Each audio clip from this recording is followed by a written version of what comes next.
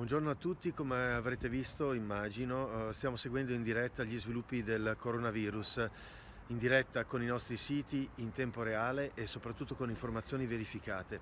Ecco, quello che volevo dirvi è che faremo tutto il possibile per evitare di pubblicare notizie non verificate e non provenienti da fonti attendibili. Questo è il nostro impegno nei vostri confronti. Vorrei dire altre due cose. Probabilmente sapete che i nostri siti hanno un sistema di conta articoli, in parte a pagamento. Ecco, noi apriremo tutti gli articoli legati al coronavirus per motivi di responsabilità oggettiva, e quindi se qualcuno, come ho già visto, scrive non riesco a leggere questo articolo, faccia refresh, perché in realtà gli articoli, ripeto, legati al contagio, alla situazione in Veneto e anche ovviamente quelli che riguardano il resto della scena italiana e mondiale sono assolutamente gratuiti.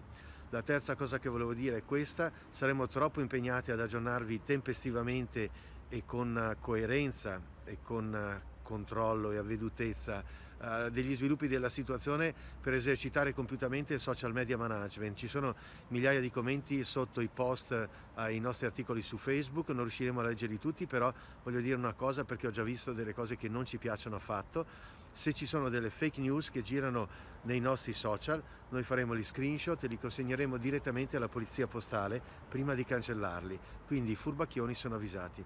Grazie e buon lavoro a noi e a voi.